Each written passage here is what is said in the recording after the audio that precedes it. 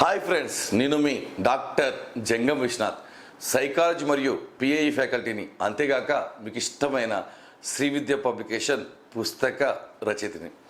తెలంగాణ అభ్యర్థులు డిఎస్సి రాయబోతున్నారు. ఈ సందర్భంలో మనం ఎప్పుడు చూడనటువంటి ఒక అనుభవాన్ని, ఒక బాధను, ఒక ఉద్వేగాన్ని, విపరీతమైన భయం, ఎవరికి చెప్పుకోలేనటువంటి భయం, మరి ఎవరు ఏం మాట్లాడినా సరే చిరాకు, మరి ఎప్పుడు చూడనటువంటి ఆలోచనలు మీకు వస్తూ ఉన్నాయి.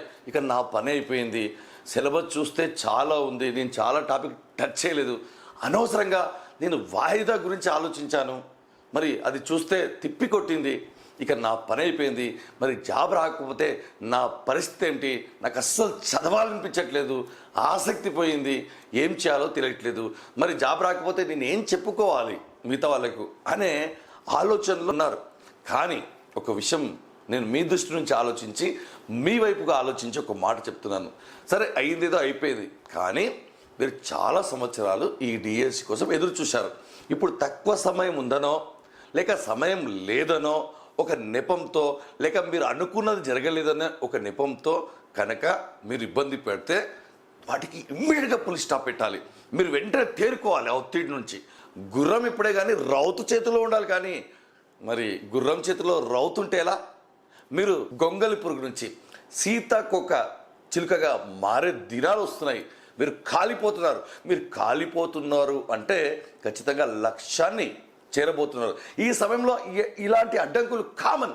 కానీ నేను చదవలేదు, మిగతా వాళ్ళకు నేను పోటీ ఇవ్వలేనేమో, నా పరిస్థితి ఏంటి అని చేతులు ఎత్తేసావా ఏంటి? బాగా ఆలోచించు. ఇప్పుడు మనకు ఆకలి బాగా వేసింది, టైం తక్కువ ఉంది. అప్పుడు ఏం చేస్తాం? మనము తినకుండా అయితే ఉండలేము, అని ఫాస్ట్గా తింటాం. అంటే మీకు అర్థమైపోయింది, టైం తక్కువ ఉన్నప్పుడు మనం ఫాస్ట్గా చదవాలి, అన్నిటినీ చదవాలి. ఎందుకంటే సమయాన్ని పెంచలేము, సమయాన్ని పంచుకోవాలి, సమయాన్ని ఉపయోగించుకోవాలి. మరి ఇప్పుడు నువ్వు ఒక 5 నిమిషాలు వేస్ట్ చేసావు అనుకో, 5 మార్కులు తగ్గినట్టే. నువ్వు 5 నిమిషాలు భయపడ్డావు అనుకో, ఒక 5 మార్కులు తగ్గినట్టే. నువ్వు ఇటు మళ్ళీ ఎవరితో మాట్లాడావు అనుకోండి, మీ మిత్రులు ఆల్రెడీ 10 పేజీలు చదివినట్టే. కాబట్టి నువ్వు ఇన్ని రోజులు ఎలా ఉన్నావో సంబంధం లేదు. కరెక్ట్ ఈ మూమెంట్లో నువ్వు డిసప్పాయింట్ అయ్యి చదవబుద్ధి అవ్వట్లేదు, టెన్షన్ అవుతుంది, ఒత్తిడి అవుతుంది, భయం అవుతుంది అంటే భయం ఉండాలి. ఆ భయాన్ని బాధ్యతగా మలుచుకోవాలి. ఎందుకంటే మనము ఇన్ని రోజులు ప్రిపేర్ అయ్యిందే దీనికోసం. మరి ప్రిపరేషన్ వేరే, ప్రజెంటేషన్ వేరే, ప్రాక్టీస్ వేరే, పర్ఫార్మెన్స్ వేరే. మీరు ఇప్పుడు పర్ఫార్మెన్స్ స్టేజ్లో ఉన్నారు. అతి త్వరలో మీరు పర్ఫార్మెన్స్ చూపించబోతున్నారు. కాబట్టి ఉన్న సమయాన్ని బాగా సద్వినియోగం చేసుకోవాలి. నిద్ర వచ్చినప్పుడే పడుకోండి, ఆకలైనప్పుడు మాత్రమే తినండి, టైం చూసి తినకండి. ఈ కొన్ని రోజులు విపరీతంగా ఎక్కువ సమయాన్ని ఉపయోగించుకోవాలి. సమయాన్ని పెంచుకోలేము. కాబట్టి మనం పోరాడాలి, చివరి వరకు పోరాడాలి. కానీ పోరాడే క్రమంలో ఓడిపోరాదు, ప్రయత్నం చేసే క్రమంలో ఓడిపోరాదు ఎప్పుడే. కానీ ఇంతవరకు వచ్చిన నీవు చివరికి నీ జీవితాన్నే పరంగా పెడుతున్నావు. గట్టిగా ఉన్నప్పుడే మనం గట్టిగా చదవాలి. తర్వాత నువ్వు ఎంత గట్టిగా ఉన్నా సరే చదవలేదు, ఇప్పటికైనా సరే మంచిగా ప్రశాంతంగా ఎంతైతే చదవగలవో అంతే చదువు. కొత్తది చదవలేదనో, అదే వస్తుందేమో, అది వస్తే నా పరిస్థితి ఏమిటి, ఆ ప్రశ్నలు చాలా టఫ్ ఉంటాయి, అవే వస్తున్నాయట, ఇలాంటి మాటలు వద్దు, చర్చలు వద్దు. చూస్తే పుస్తకం, చదివితే పుస్తకం, వింటే పాఠం, చేస్తే ప్రాక్టీస్ బిట్స్. ఇప్పుడు ఇలా టైంను కవర్ చేసుకుంటూ ఉంటే ఆటోమేటిక్గా మన లోపల కాన్ఫిడెన్స్ వస్తుంది. కాబట్టి చివరి మూమెంట్లో నీకు కావాల్సింది ఏమిటయ్యా అంటే ధైర్యం. చివరి మూమెంట్స్లో కావాల్సింది ధైర్యం, ఎంకరేజ్మెంట్ అంటారు. ఎంకరేజ్లో కరేజ్ ఉంది. కరేజ్ అంటే ధైర్యం ఉండాలి. కాబట్టి ఎందుకంటే నీ బాధలు ఎవరు అర్థం చేసుకోలేరు, నీ బాధలు ఎవరు వినలేరు. గ్రూప్గా ఉన్నప్పుడు ఈ సమస్య తెలియదు.